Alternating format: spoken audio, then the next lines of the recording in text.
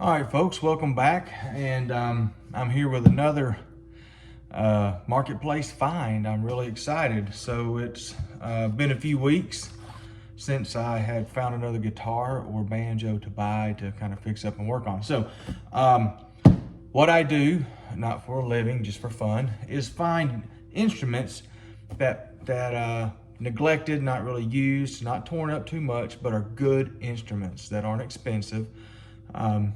That I could fix up and polish up, restring, make into a nice instrument, and then turn around and flip it for a couple of dollars. Most of the time I get them between $40 and $100. I very, very rarely spend more than $100 on something I'm going to have to spend a couple hours working on.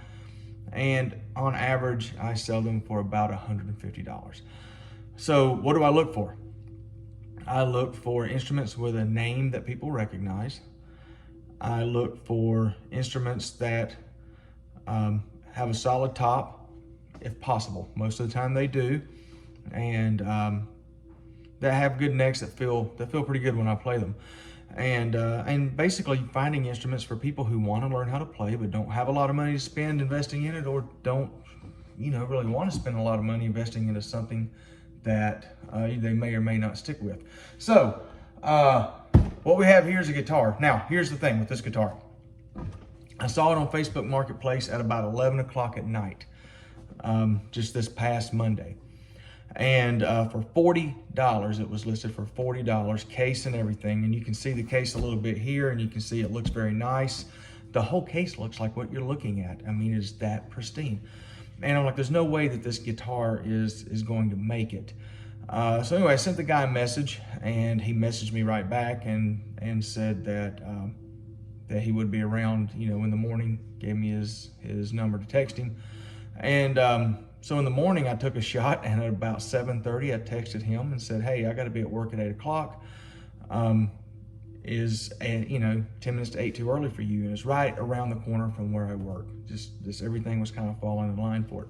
To tell you how much things were falling in line for it, every light was green on the way to get it. So I'm like, things are just working out too great. By the time I get there, there's no way that this guitar is still going to be there. This guy's going to be gone, or this guy's going to change his mind. Something's going to go wrong, because he answered my message. He answered my text.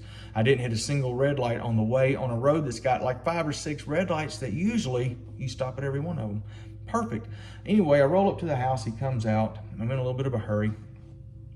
And pretty much I just popped the case open. There's a guitar in there. Doesn't look busted. So I bought it. So that was Tuesday morning. It's Thursday evening now, probably about 7 o'clock. And this is actually the very first time I'm going to open this case since I looked at it Tuesday morning.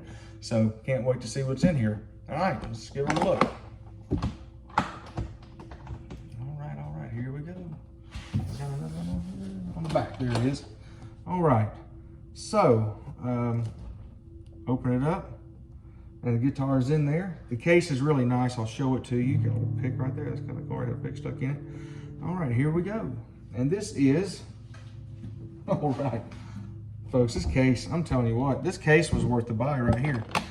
Matter of fact, let's set the guitar down for a second and just admire what you never ever get on Facebook with a cheap guitar. That is a hard shell case. It is an Ibanez. It's got the Ibanez name and logo on it. This thing is, look at this. Look at this. This is insane. The whole thing is amazing. Cannot believe that this guitar was like this. You know what? I bet there's stuff in it too. There's always case candy, folks. Always case candy, right? We love case candy. All right, so let's see, what do we have? I want to open up the hatch here. And, oh, wow, this is cool. This is the original tag that was hanging on it. So you can see that. It is a PF3 NT Natural 2701. It has a tuner, or at least it's got the instructions for a tuner in it. All right. It's got the warranty book. we'll take a look at that, although I doubt that I'm going to be getting the warranty on this guitar. Oh, there is some stuff in here. Cool. It has, oh, I've never in my life got one. An instruction manual. This looks like probably how you set it up, how to change the strings. Oh, it is, because you can see where it tells you to pull the pins and different things. That is really cool. I've never in my life got a guitar case that had this information in it. How about that? And here is another hang tag. The same exact one. Doesn't say anything else about it. Same thing. No price or anything like that. All right.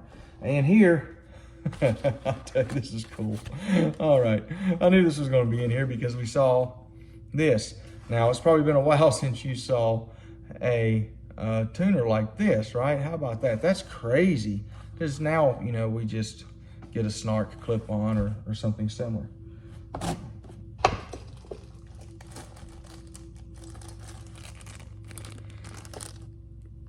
I personally have never bought a brand new guitar. I have bought a new banjo, but I've never bought a new guitar. I know take that back. I bought a Recording King parlor guitar. Well, I did buy that one new, and I was kind of shocked that it came with the Allen wrench to adjust the neck. But I've never bought a used guitar, and I don't know how old that one is, but probably early 2000s, best I can find when they made these things. So it's got all the original paperwork, the Allen wrench to adjust the neck. It looks like, look at this, a saddle. Now, that's a pretty tall saddle, I imagine, and it's got an extra bridge pin. How about that? And keys. I'm telling you folks, I'm betting you that this thing was probably never played. If it has everything in it like this, and this case is in this great a condition, it is amazing. Absolutely, absolutely amazing. So let's take a look at the guitar. What do we get? What do we get? All right. So I took a shot on this one because it was for $40. And the case. Now, probably if I couldn't find a lot of information on this online, I probably would not have taken a chance at it, even at $40, because honestly, cheap guitars are hard to flip if you don't have any sellable qualities in them. So if you can't market them as, like I said, a name brand, people know Ibanez is actually one of the best selling entry-level guitars, and they make very good guitars, not just entry-level guitars as well. But you can't say it's got a solid top or certain type of wood or something like that. People understand solid top. I do not know if this guitar has a solid top, all right? But I do know that this guitar, it is kind of grainy. I mean, you can see, I don't know if you can see, I doubt it, that you can see the camera, but you can see the grains in the wood, so it's not a total cheap piece of wood. I would have to get in with a mirror and tell, but I'll be honest with you, I'm looking at it right now, and I don't know if that's just a line where the finish is or a line where the laminate. I have no idea. But anyway, look at the back. And this is the first time I've seen the back. So nice. It's beautiful. It is a pretty guitar, all right? Actually, very, very pretty guitar. So what's going on here? Let's take a look at the frets. What are we going to do to it? So typically when I get a guitar, I have to completely clean it up. These frets don't look bad, but when we're finished with them, they will be absolutely shining.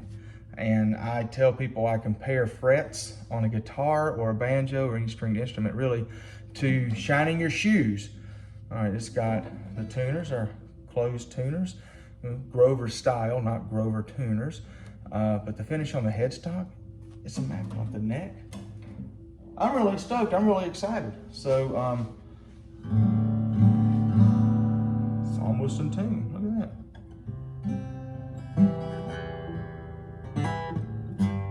The strings are dead as they can be. If I had to guess, the action's nice.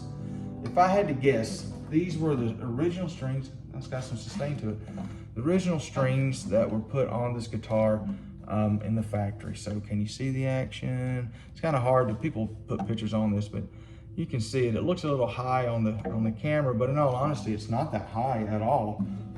Even up the neck, it's probably about where you see on most dreadnoughts. So what we're going to do with this guitar is we're going to pop the strings off of it. We're going to wipe the whole thing down.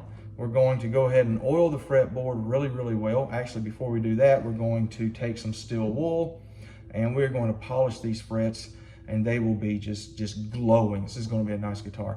And oil the fretboard with lemon oil. All right, we love lemon oil.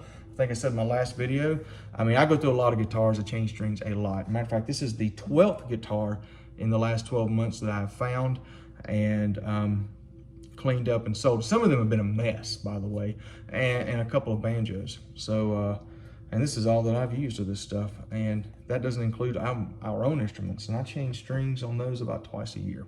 So that's it. I'm not going to bore you with the details. It's been 11 minutes showing you this thing, and listen, $40.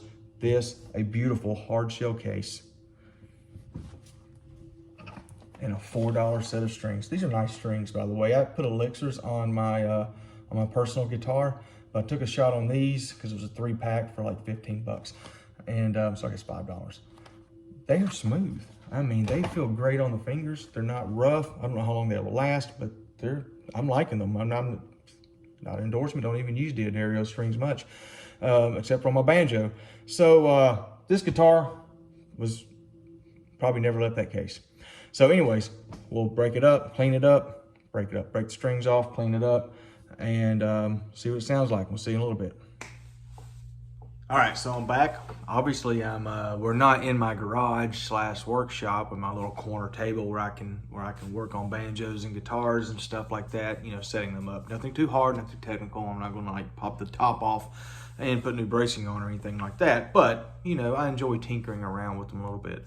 And so the guitar I just showed you, I just sold it. So I'm really kind of happy about that. I listed it Friday night, really late Friday night, and today is Monday, and I sold it. In all honesty, that's about as long as I've ever had one stay listed. So I don't think that, so I must be doing something right. I don't think I'm giving people super great deals, but I'm not ripping them off at all, which leads me to a story about that guitar and ripping people off. And so you tell me, because I really want to know. I want to know is what I'm doing wrong, morally wrong. So I listed the guitar Friday night. Saturday had a guy message me, and this was really kind of funny because he says, "Hey, are you willing to move off that $150 price?" So I went, "Sure, make me an offer." He said, "Well, how about I just pay you what you paid for it," right? I think I told you I paid $40 for it. He's like, "How about the 40 you paid for it?" So obviously he had saw the listing and then saw me repost it and said, "Oh, it's the same guitar." I thought he'd be a jerk. So then he went on and on and on to tell me, you know, kind of what a jerk I was to sell something that for what I was asking for what I paid for it. Now, it was in a lot better shape than when I bought it, in which you saw it wasn't in bad shape. You know, it wasn't. But I did have to adjust the neck. I did have to do some work on the saddle. I did have to polish the frets. And I did put new strings on it, you know. So you figure in an hour of work, a set of strings, and which I enjoy doing. And the guitar and a hard case was worth, I thought, $150. I listed it for $150, hoping to get $120, $130. I got $130.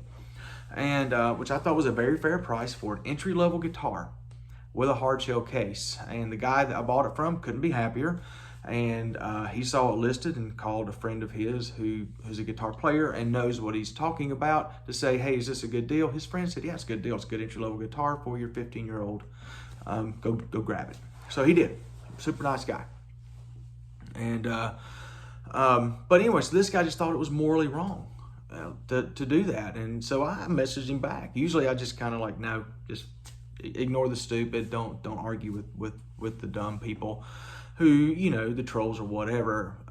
But I was, you know, curious. I'm like, hey man, do you think that that's wrong? I mean, what's wrong with this? Is that morally wrong to make money? And I'm not making a lot of money. Yeah, I made almost $100 on this guitar, but I'm going to turn around. I'm going to put every bit of that into another guitar. It's just a hobby. I'm not making a living doing it. But what's wrong with that? I don't think that it's wrong. You know, the guy I paid full price for, and that's what he was willing to sell it for. There have been times where I've went to people and told them, hey, this is worth more. You know, this guitar right here is a perfect example. When I bought it, I looked at the guy and I said, you know, this guitar is worth a lot more than what you're asking. This is a Alvarez Masterworks MD80 with Fishman Electronics and all solid wood construction, and it's actually really good tone wood. This is a super light guitar. It is unreal, and I would hold it against any guitar out there that people play with. And he said, yeah, I know. He said, I just, you know, I want to sell it, and I need the money. I know. So I'm like, well, okay, you know, if you're sure. And so that's fine. Now, I'm not going to sell this guitar because obviously I don't have the money to buy a guitar as nice as this one. So this was a guitar that cost over $1,000, and he bought it new, so he knew what it cost. But then there's this one, little Seagull Entourage, all solid cedar. This is a cool little guitar. I really enjoy playing it, and it's just a little bit getting used to because the frets are, it's got a shorter scale, so the frets are a little bit closer. But it's still a cool little guitar. But I paid $200 for it. You know, I've kept it. I'm not selling it. And in all honesty, I could probably sell it for about what I paid for it. So, but I paid $200 for the thing. So, but you know, the guy thought I was ripping people off. I want to know what you think. Do you think that that's wrong? Do you think that it's wrong to sell something for what market value says it could sell for, that you paid a lot less for? You know, it's like going to a yard sale and finding something and buying what they wanted and then turning around and selling it. You know, we buy things to flip, to make a couple dollars here or there, to make ends meet, or just to have some running around money, or to continue a hobby. That's what we did. So anyways, I told you I might show you. I've never bought a new guitar before, but I did buy a new guitar. I bought this one. And if you want a fun, I'm not endorsing it, I just think it's really cool. If you want a fun little guitar that you don't have to be afraid to take anywhere, these little Recording King Dirty 30s. And this one, this was $150 on the Musician Friends deal of the day. And so it's usually like a $220 guitar. $150, yeah, I bought it. It was pretty cool. And you know, it came with a little sound hole pickup. Makes it look even cooler. And this is a fun little campfire guitar. I'm not afraid to take it anywhere at all. That was not a chord that I played right there. So